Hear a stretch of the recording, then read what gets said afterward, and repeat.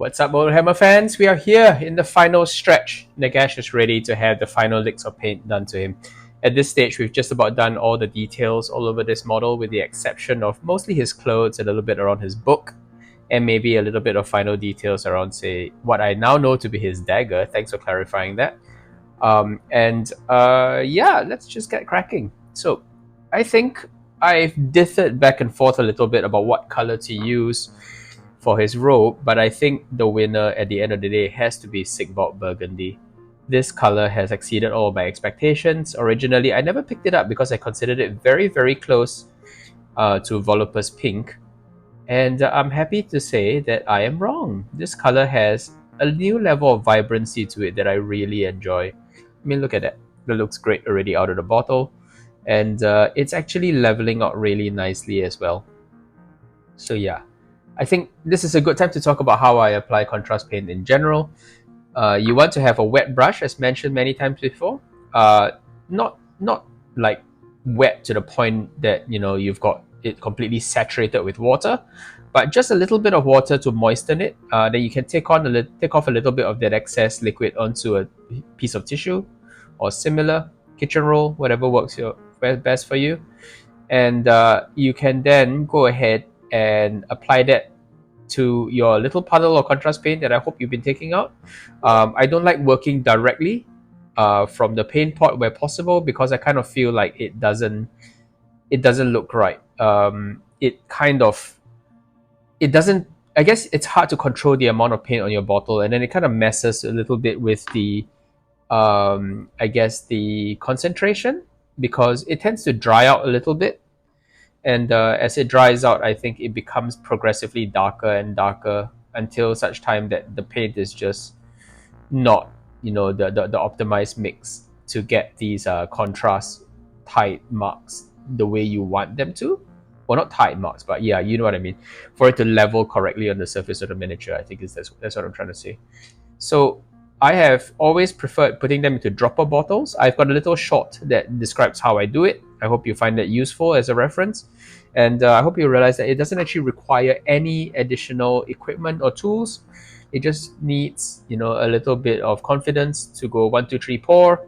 And then after that, you have your paint in an ideal mixing container.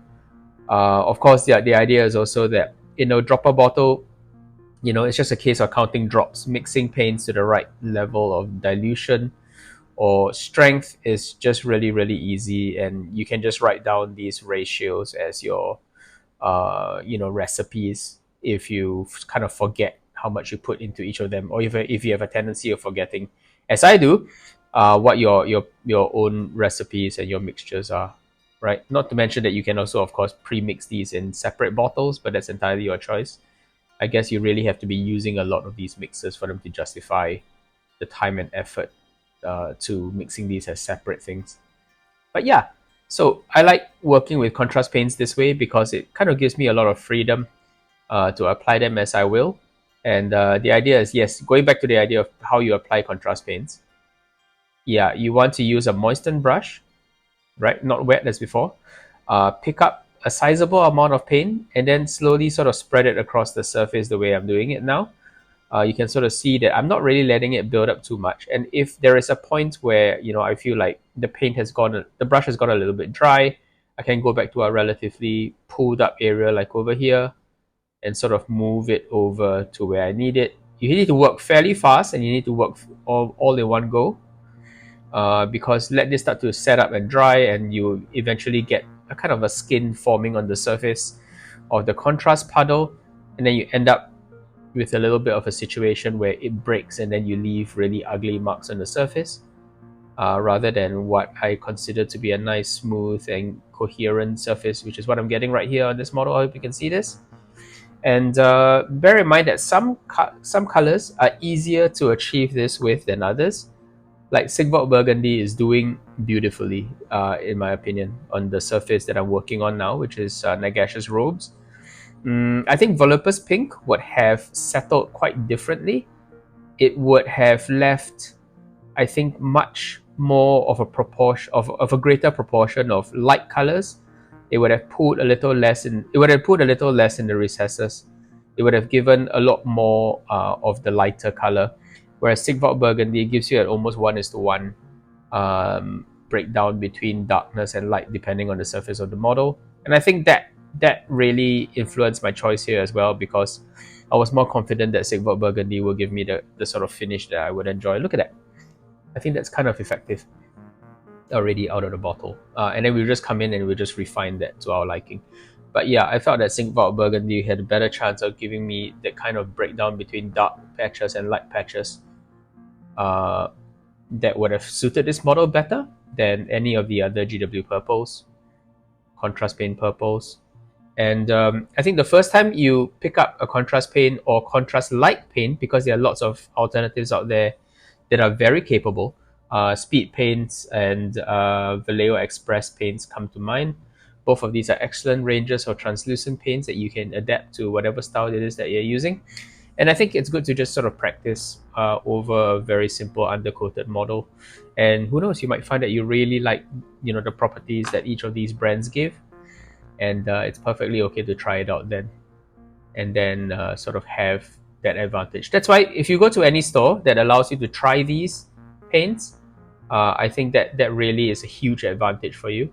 I personally, right now I'm going to Rogue Trader Hobbies over at Delta in Singapore, and I find that they really give me quite a lot of mileage out of this, because they let me try the paints before I buy, especially for contrast, where looking at the bottle of contrast paint doesn't necessarily tell you much about the final sort of look of the miniature or the look of the paint on the miniature. I find that it really helps to be able to sort of just try it out for yourself and decide whether you want to buy. And in that sense, Rogue Trader Hobbies is really good at letting me do that, and therefore I've picked up quite a lot of contrast paint from them. I mean, I had quite a bit before, but Rogue Trader actually convinced me that I actually had other colors that I could use, and one of them is Sigvald Burgundy, which is what I'm using right now. So yeah, that's a crazy purple, right? Like, I mean, this would have been so difficult to achieve back in the day, back when we were using colors like Warlock Purple and Leech Purple. For those of you who actually remember these, or remember that far back in the hobby, those were colors that had very different opacity to them. And they were difficult to build up multiple coats, or they were tedious to build up to a decent finish because you had to do multiple coats. And that's where the whole adage of two thin coats comes from, right? Which I like the idea of two thin coats. But I think it was the best that we could do with more or less an inferior product. That sounds kind of harsh. But yeah, I kind of feel like when it comes to doing like a quick and effective painting, painted finish, for models that you want to quickly get onto the battlefield to a decent standard, and then you can later take on to higher and higher levels of finish at a later time and date of your choosing. I find contrast paints are really hard to beat, and I use these for models that I do for my commissions. I use these for models that I intend to enter into competitions. I would happily use these for those reasons, quite above and beyond my expectations for what I want to have for just daily gaming, I suppose. I can achieve a quick result, and I can sort of take the extra time to put in more effort if I really want, and that's really helped me become a lot more efficient with the way I paint. Really like this stuff. Okay, cool. So let's go back to Nagash. So Nagash, as we've learned, is the premier undead model. He was a little hard to get onto the battlefield because of his immense cost, as well as the fact that special characters leading every single skirmish. I personally found that a bit strange when I was a kid. I always liked the idea that I would reserve these models for special occasions, and unfortunately I never got to paint. I don't think I even owned the model, to be perfectly honest. I never bought it because I never thought I would ever use it. And that's a bit of a shame, but I'm making up for lost time now, I suppose, by painting this guy. And between you and I'm really excited with the way he's looking. I can't believe that I finally have had the opportunity to pick up one of these guys and paint it to a standard that I'm happy with, and to be able to share it with all of you. I think this has been quite a special moment for this channel and for me personally. that goes back to the idea of why I started the channel in the first place, why record all this stuff and why share it with you, and why do it in a long form kind of format where, you know, I don't edit anything out, and I kind of show like in exhaustive detail the process. I over my time in the hobby, I've coached, or I've been asked to coach a lot of people in painting, right? Sometimes I charge, sometimes I don't. Mostly I don't, because most of the people who ask me questions about painting are friends. Yeah, so a lot of them have asked me to share details of how I do this, and I think my ability to explain how I do things is always let down by the fact that I can't actually show people with props, or if I show people with props, then it's in a very specific setting. Either it's in a lesson or in the middle of a painting session. And these days, I mean, frankly, my friends and I no longer just paint together anymore. We used to, when we were younger, we used to have like sit down sessions where we would just go through and we'll plow through our backlog of miniatures just to get them all done. But we no longer do this because, you know, as you get older and you get jobs and so on and so forth, get girlfriends, partners, wives, kids, yeah, this isn't an option anymore. And it's just been really fun for me to share this with you guys, because it doesn't take me that long to actually record these videos and share them with you, which is why I can do them at quite a regular rate. And I hope you enjoy this the process of watching me ramble on about hobby and show you some of the most specific details about the way I do things. I hope that's been useful to you. But yeah, it's been really a lot of fun, and I can see myself doing this for a long time to come, hopefully. So Nagash looks so much better now in his purple. It's making, for me at least, the silver pop up so much better. It's making all of the gold bits, you know, that much more vibrant, because purple is such a much better base to show off gold with, as opposed to the original off-white color that I was using. So this model is giving me the right vibe now, and he's been so satisfying to do. This model, like I mentioned in the past, Gary Morley has gotten a lot of hate for this model. I completely see the reason why people didn't like this model and how it sort of turned to ridicule over the years. But to be perfectly honest, this model, it's painted itself. It's been such a fun experience painting it, and frankly, the details are really well defined. You know, everything just kind of jumps out. And if you ever get a chance to get this model to just paint it just for fun, just to capture a little piece of Warhammer history, yeah, definitely do it, because this model is a joy to paint in a way that I can't really say about many miniatures, to be perfectly honest, from present day. I am most certainly a lover of old, adorable miniatures from the time. They don't take themselves that seriously, and that's fine for me. I prefer the aesthetic of these older models. And although we will definitely paint some more recent models on this channel at some point, I think for now, I think I'm just scratching my itch to get these older models done. And the process is definitely proving satisfying, and I hope it's been a satisfying watch for you as well. Yeah, I think what's really nice about these models is that the painting is very attainable, because of these models being sculpted at 1:1 scale by a human sculptor. There are limits to how small they can make the details, and therefore they paint really nicely. The way, you know, this was originally sculpted in clay and putty and so on.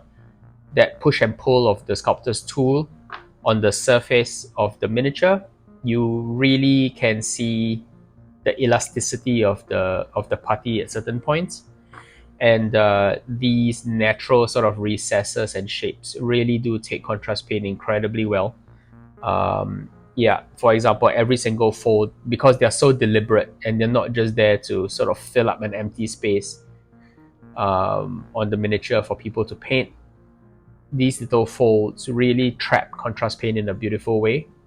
And yeah, really satisfying process to do, and I've loved every moment of it. Makes me almost sad that we're coming to the end of it though, but not to worry. We have many other models on the way, and I hope you will continue to join me for these daily episodes. Well, daily as far as I can make them, because I have skipped a day or two, to be honest.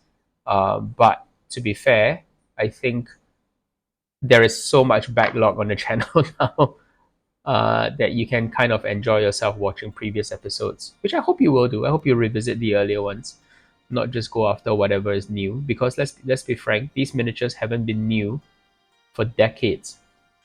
They are kind of making a bit of a resurfacing with the old world. That's fair, but at the same time, these miniatures are quaint.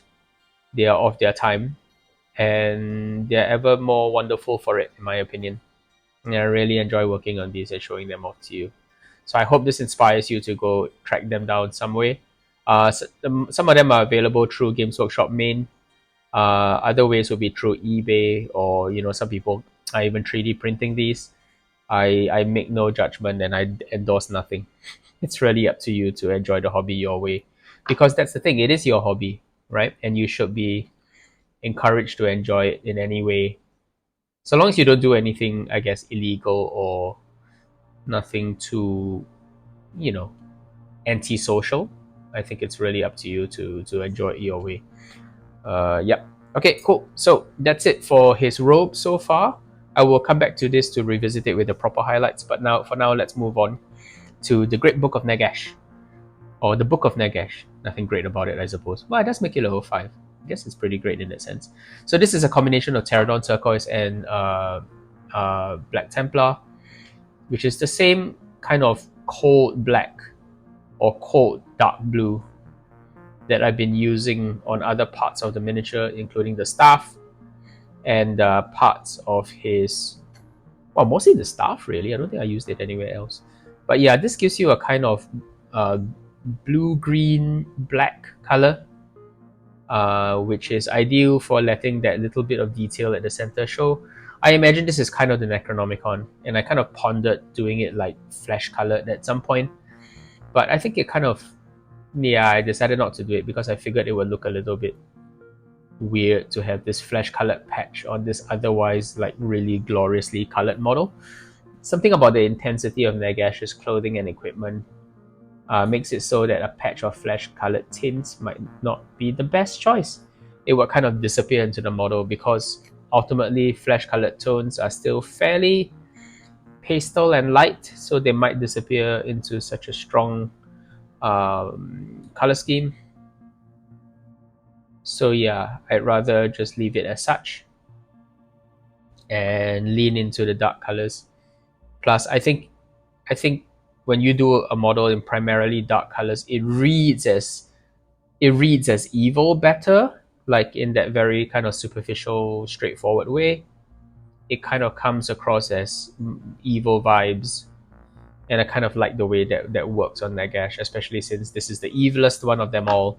Although, as I've mentioned in the past, I actually like that he did have a plan to halt the spread of chaos, rather than just kind of, fruitlessly keep fighting the foot soldiers of the four gods.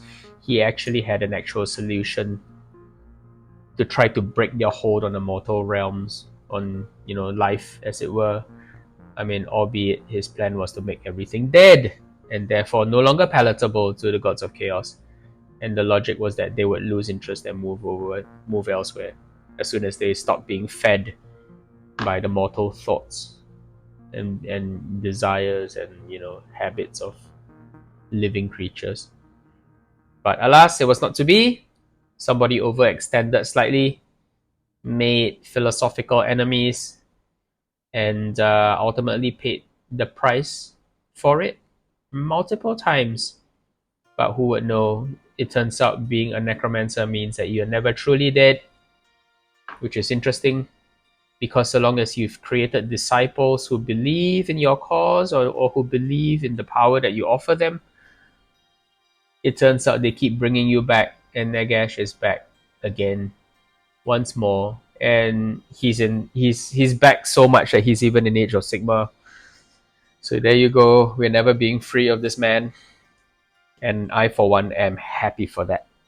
Okay, so Necronomicon, aka Book of Nagash, is kind of blocked up in this Pterodon Turquoise and Black Templar mix, and I dare say that's looking pretty good for now. So I'm going to leave that aside to dry fully. We'll turn our attention to his Rondel dagger, which is what I'm calling it. It kind of looks like a rondel. or a kinjal, depending on how well you recognize this shape. Rondos typically had rounded kind of cross guards. Can't even call it a cross guard, can you? Although, yeah, hand guards. So this kind of reminds me a little bit of that. So that's what I'm gonna go with for now. Work this gold mix, of course, Nazdreg yellow plus Seraphim Sepia over that surface. Capture the gold of the hilt and the pommel, as well as the weird little skull at the top. Let that dry fully, and then we can come in and detail that skull, as well as pick up the little silver rivets on it. I think he's looking pretty good. Looking around for what to do next. I want to give the black a little bit more time to dry before I jump in and do the inner pages of the book. I can pick out with Gore Grunter fur the lines on the spine. I'm not sure you can see this, I hope you can. But yeah, just the spine, which I imagine would be, this would be the I guess the flesh tone, but I'm keeping it just to the spine so that it's not too overwhelming for the model and therefore dulling the color scheme overall too much. So let me try to get you a better angle. There we go. Hopefully you can see me putting small amounts of Gore Grunter fur to the spine of the book. And to be honest, that's basically where the book would flex naturally. So it makes the most sense to put this color there, because this is the bit that would be flexible and would need to sort of stand up to the wear and tear of opening and closing the book. Makes a lot of sense to do it here. Ta-da! Alright, and then I think that looks pretty good. It's dark and dingy, but still has a little bit of logic to the book structure. I can see now that I've missed a tiny amount of purple around these skull pendants that he's got. And he's got many of these skull pendants, and I'm just thinking what color I want to use to paint the kind of setting, the metal setting for what is probably an ivory carved skull, or at least that's the color I've used to depict them. It's the same kind of tone as his face and his hands, so I kind of like the way that looks so far. But yeah, I will need to come in and perhaps the setting should be just red or green. I think red might be a better choice, not so jarring. With a model that has this many points of interest, I think it does you well to not, it does us well to not overdo, all the different, like to have too many colors going on. And that was originally the idea behind doing ultimately the cloth in burgundy instead of originally doing it in Luxion purple. Like I said in the previous episode, I kind of wanted to do two different shades of purple on this guy originally. Sorry, I hope you can see that. It's a mix of Sigvald burgundy and a bit of silver gray from Vallejo, which is the analog for my undercoat color. So yep, I think that looks pretty good. I'm gonna start to put in some highlights along the striations of his very theatrical cloth.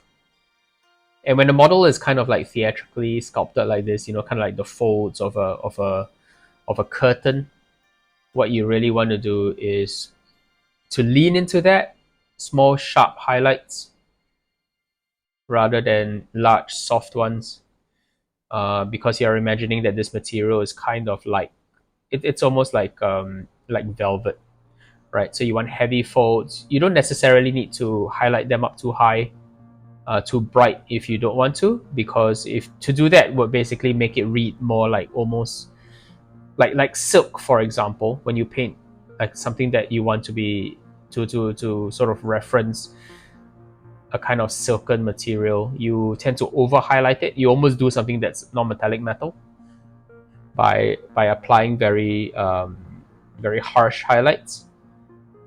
Not necessarily in that they don't transition well from one highlight to another, but more like they kind of go really high at the ultimate, at the most extreme highlights. They go practically to white, because in real life silk would reflect white light. practically to almost looking like a metal finish. For velvet, I think you want to stop short of going up that high. You kind of want to just have a soft blend all the way to something that's visually eye-catching enough to support the details of the rest of the model without looking out of place. So for example, painting it as extremely matte might not be that great, might not be as appealing. But at the same time, doing an like overload of highlights can sometimes make a model part look like it's not the intended material that it's for.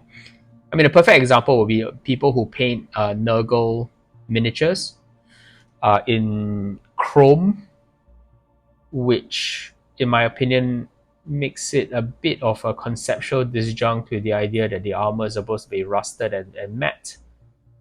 Painting it chrome and reflective, but simply using bronze colors, conceptually breaks a little bit with what the model is trying to convey, rather than working with it. It will still be beautiful, don't get me wrong. It's not as if people who do this do a bad job. Absolutely not, right? In fact, they're absolutely amazing examples of this that really sort of look like exceptionally painted models. But I think conceptually, because they break a little bit with our understanding of what a model, a piece of metal that's been subject to neglect would actually look like, it can come across as slightly strange and uncanny. And even though they're really nicely painted, it just feels like an inappropriate use of all that skill. And at that point, my question is, why didn't you then go on to paint, like a Stormcast or something? Because that would be a more appropriate use of that particular set of techniques and skills, rather than something that clashes thematically with what the model is trying to convey. But at the end of the day, it's your miniature, you do you, and these models that I've described, they may not be for me, but they're definitely for other people, because people do love the way these models look. And who am I to argue?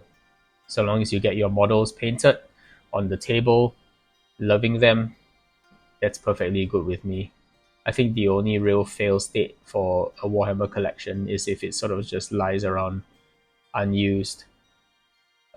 Yeah. So with that in mind, I've never really had a complex about wanting to crack open old miniatures to paint them, and kind of feel like it's what they were made to do. And therefore, finally getting them onto the battlefield to actually have games with them, it's kind of how it was always meant to be. I get that there's a collecting aspect to this, but collecting them as stores of value, I don't quite understand. Mostly because Games Workshop can choose to reprint these models at any time, since they appear to have held on to most of their masters, the originals. But yeah, I would rather just paint them and get value out of it, rather than have them sort of moldering away in boxes. But that's just me.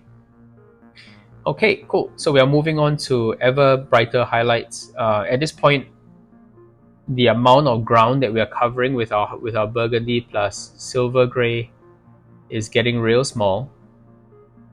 But I think that's how I want it to be. I don't want the model to look washed out. I want the vast majority of real estate on this miniature, on his robes, to still be the original dark purples that I got out of that bottle of contrast paint. That Sigvald burgundy vibe still needs to be there for most of the model, but then for where it's appropriate to have highlights, I want it to then fade to something more eye-catching. But yeah, the point is not to obliterate the previous good work that the contrast paint that we did with the contrast paint. Yeah. So applying this to the edges really is an exercise in choosing which ones you want to emphasize, which ones you want to have catch the eye, and which area you want the human eye to be drawn to specifically. And so far, I think that's looking pretty okay.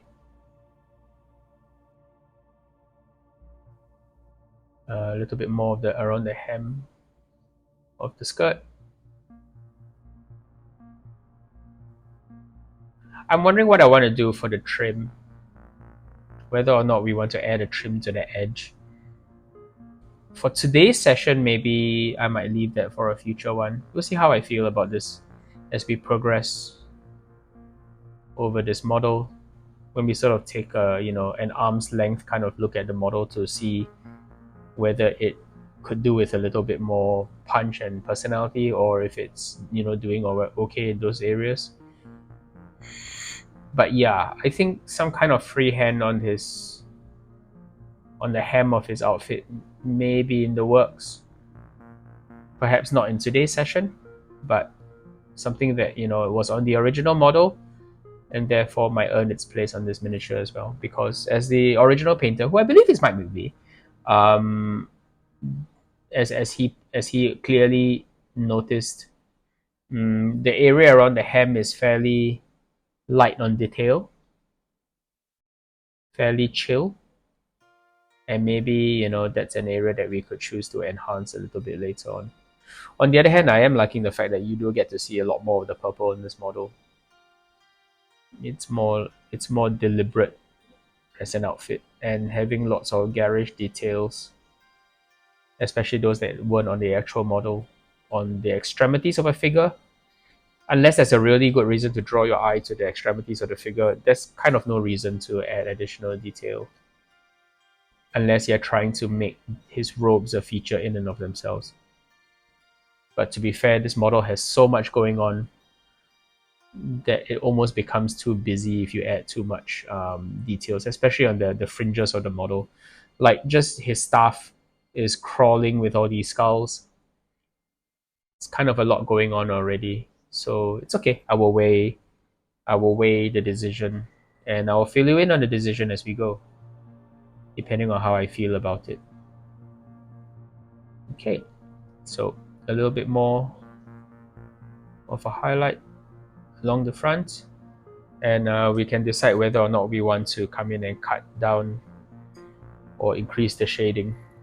I think for now he's looking pretty good. Okay, so Necronomicon is dry. I'm gonna come in and add a bit more extra shading. Like I've mentioned many times in the past, I don't enjoy highlighting as much as I do shading, and here's an example of why.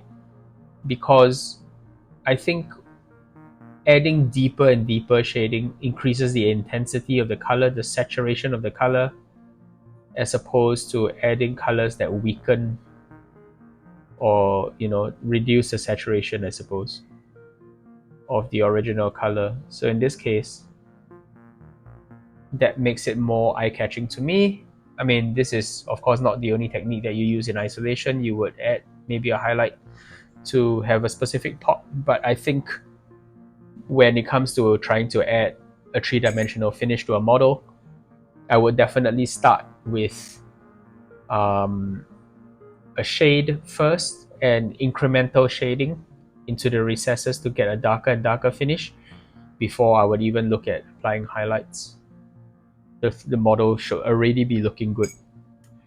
Highlights are intended to draw the eye, and I think you can only draw the eye after you can only look at drawing the eye after you sort of decide which parts are going to be worth emphasizing, and you only know that after you put on your colors. So this makes logical sense to me. Your mileage may vary, but this is how I've always done it. So I'm coming back in with Sigvald Burgundy to sort of trim away some of the highlights, to blend some areas better, because highlighting can be rough. Applying it in not exactly the perfect place can sometimes mar the look of a miniature, and it can give it that kind of amateurish look where the precision is not quite right, and that kind of does a disservice to the final miniature shading, because you're working within the confines of the relief already on the miniature.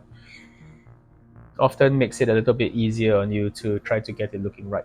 So I'm going to jump in to add silver to these studs. Hope you can see that. So I go 1, 2, 3 little studs on the rondelle. I'm gonna add, what color do we add? Probably, no, that's Grunter.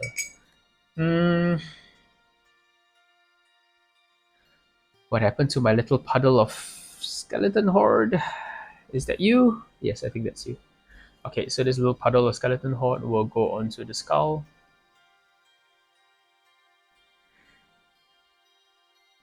And then I'm going to go back with a bit more red to cut into the silver, which I got a bit overzealous with.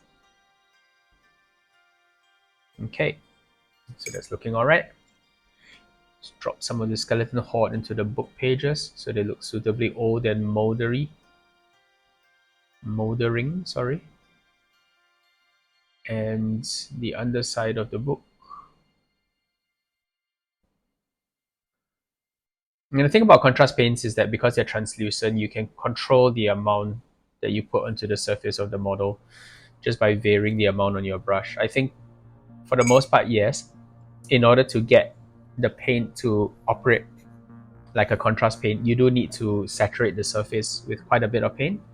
But at the same time, you can just apply it with less of a load of paint on the brush, and that gives you a lighter finish already. So varying the way you use this translucent paint really shows you how versatile contrast paint can be. So when I add shading to a miniature, I tend to be applying this not as a contrast paint by flooding the surface, but by gradually building it up on the surface in small amounts. That way it gives me a lot more control over the surface and I can modulate it to my preference. Like this. Just to make sure that blends nicely, where a little bit more depth would benefit the look of the model. Like for example, on this part of his robe, I apply this carefully and in relatively thin layers. I no longer flood the surface and just kind of slowly spread it a little bit. And of course, because this dries all the quicker, it's possible to rotate the model, move on to another area, and then come back to it to make sure that it's looking the part. A little bit of burgundy on his skull by accident. Let's fix that.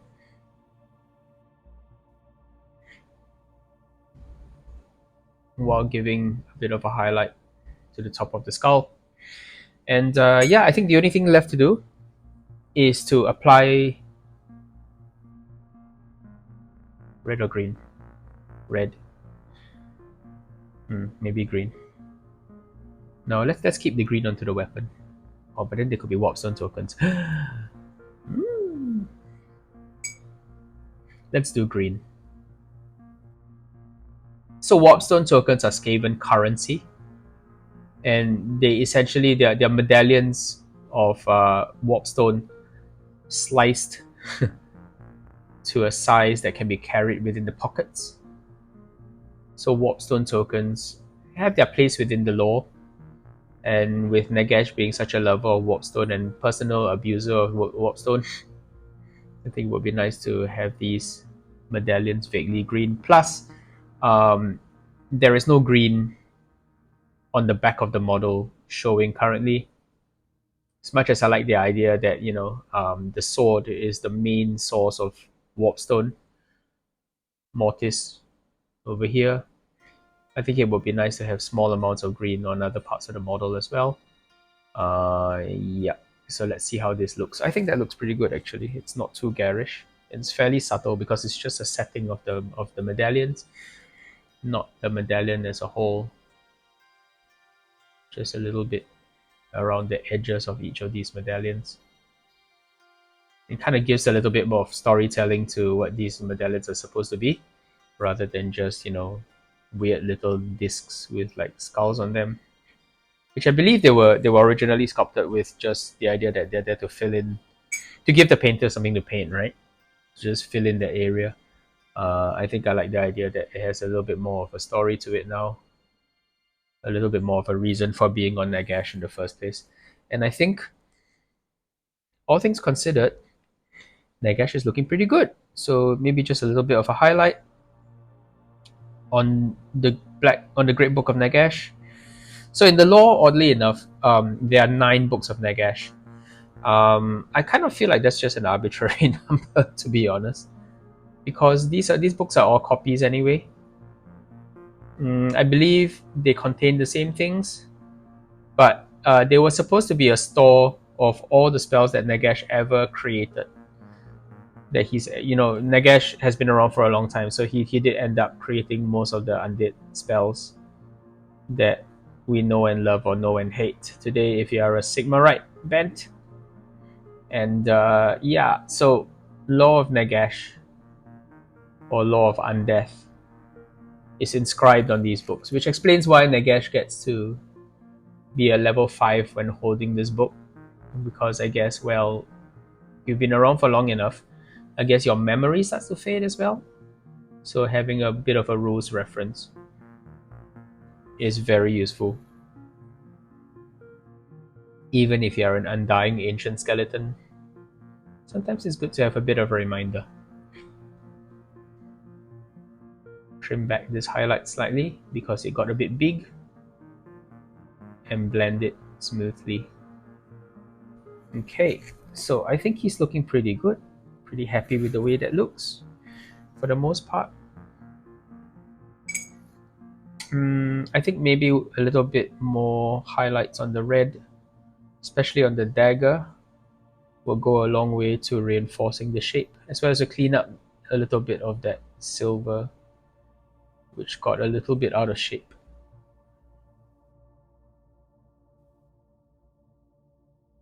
Okay. A little bit here, a little bit more ice yellow into my original red mix, which is a combination of Blood Angels Red and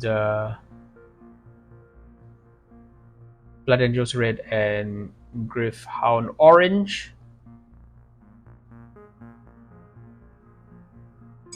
Okay.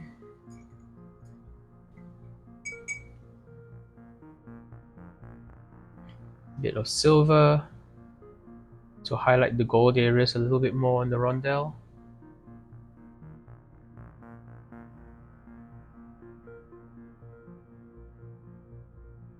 Bit of his gauntlet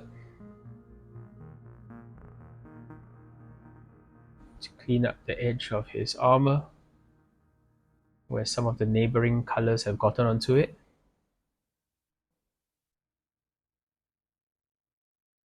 And I feel like I'm just faffing about now because I think it's more or less where I want it.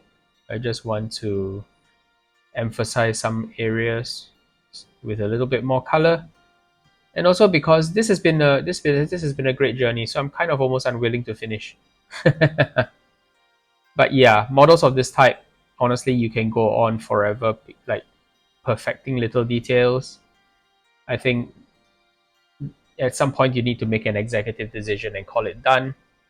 I think the last thing I will do is clean up the silver here. Make sure that that doesn't look messy, because Nagash is never messy. He really is impeccably dressed. Bit of a grand old man of the undead in that sense. One more highlight for the burgundy, I think, especially on the front of that leg, because that's really a major point of interest on this figure. And because this is going to be extremely light, we're going to put very little of it. Can't overdo it at this stage. A bit of continuity behind this chain.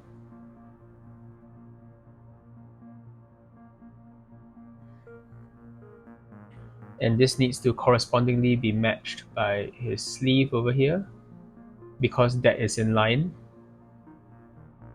I think what Gary Morley has done here is he's very, very expertly ensured that that 45-degree movement of fabric across the front of the miniature has been preserved across all these different sections of fabric, despite the fact that this model is visibly broken up into many areas. that continuity of the movement of the fabric across 45 degrees is very pleasing. It even continues to this hand. So you have overwhelmingly the feeling that, you know, he's standing in, I guess, a mild breeze, and the wind is moving his clothing in a very pleasing way. But yeah, so that last bit of highlighting was just to make sure that everything looks like it's flowing the same way, flowing in the same direction.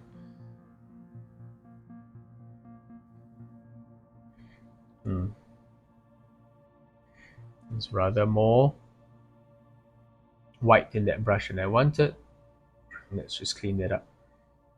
It's a bit more burgundy. All right, I think we're done. I think he's looking good. There's a lot more time that I could spend on this model, but I think for the most part, this is where we're at with Nagash. I hope you've enjoyed the process of painting this chap. From painting, you know, Mortis, his blade, which was a lot of fun to do, you know, really impressive, to doing the Staff of Power over here with this little bird friend at the top, and all these skulls, which was a blast to do using contrast paint. Really easy with contrast paint as well. To the hat that he's got on, Nagash and his amazing clown party hat. Wonderful to look at. To the Book of Nagash, his fourth magic item over here, that Necronomicon-y sort of book. To all these weird little warpstone token things that we painted. To his Rondel dagger, which I couldn't identify at first. I thought it was a stake. Or an undersized scabbard on his belt. And the black armor of Nagash, of course, which is all over him. On his chest, on these crazy shoulder pads. Overall. Yeah, there we go. So that's Nagash. I hope you've enjoyed joining me for this series. Many more series to come. I have a bit of a punch-on for Chaos Dwarves. So yep, spoiler alert, that's probably what I'm going to be painting next. I have some models that I really want to be getting into, and I hope I do them justice, and I hope you're here to watch me do that, joining me for multiple videos on that subject. One thing I've learned, which is really nice, is now I know how to treat the series. I was always kind of despairing that I could only do single miniatures on this series. Now I know I can break it into parts and people will still watch it, which is wonderful. I hope you join me for more of these guys. This is Nagash, Supreme Lord of the Undead, one of my favorite models from the period. Happy painting. See you again soon. Bye-bye.